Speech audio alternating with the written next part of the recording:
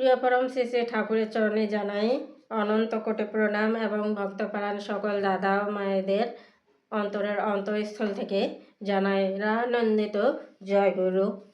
শুরু করছে আজকের ইষ্ট প্রসঙ্গ আলোচনা। আজকের ইষ্ট প্রসঙ্গ আলোচনায় থাকছে আমাদের স্বাস্থ্য, শরীর, মন নিয়ে।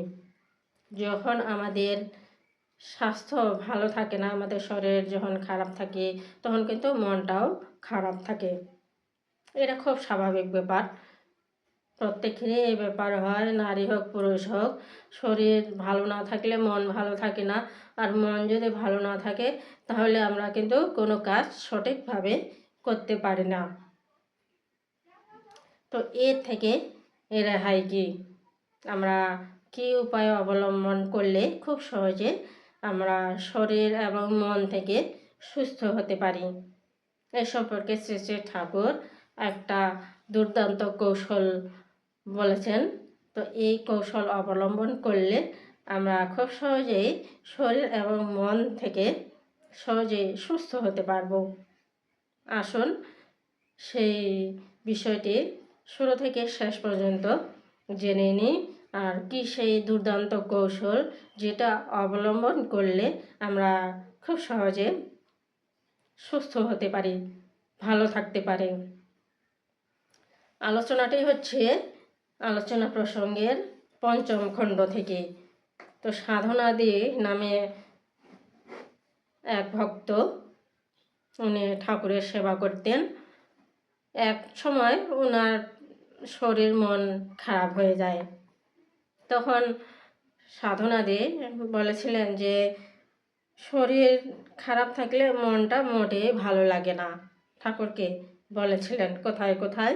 তখন ঠাকুর উত্তরে বলেছিলেন সে তো স্বাভাবিক ব্যাপার, তবে কায়দা কৌশল করে মনটাকে যত অন্যমনস্ক ও আনন্দদীপ্ত রাখা যায় তাই কিন্তু ভালো।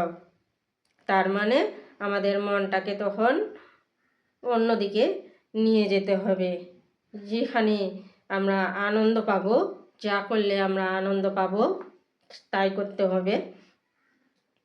রোগীর সেবা শুশ্রূষা যারা করে তাদের প্রধান গুণ হলো রোগীকে ভুলিয়ে রাখা, মানে রোগটা সম্পর্কে সবসময় ভুলে রাখার জন্য, এই যে আমার রোগ হয়েছে এই কথাটা যেন আমার মনেই না থাকে, এমনভাবে রোগীকে সেবা দেওয়া হয়। যারা রোগীর সেবা করে তো তার মনকে উদ্দীপ্ত ও প্রফুল্ল করে তোলা।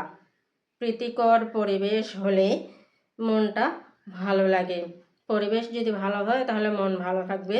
সুন্দর পরিবেশে যখন যাওয়া যাবে তখনও কিন্তু সেই সুন্দর পরিবেশটা থেকে দেখে আমাদের মনটা ভালো লাগবে। আর নিজেও সব সময় চেষ্টা করা লাগে যাতে মনটা চাঙ্গা থাকে। আর উপযুক্ত ওষুধ ও পথ্য এমন নিষ্ঠা সহকারে নিয়মিত ব্যবহার করতে হয় যাতে শরীরের ঘাটতিগুলো পূরণ হয়ে যায় তাড়াতাড়ি। শরীরের ঘাটতির দরুন মন অনেক সময় দুর্বল হয়, আবার মনের দুর্বলতার দরুন শরীরও দুর্বল হয়। শরীর মন দুই দিক দিয়ে পেলা দিতে হয়। আবার পরিবেশেরও শুভ বিন্যাস দরকার যাতে সুস্থতা সন্দীপ্ত ও পরিপোষিত হয়।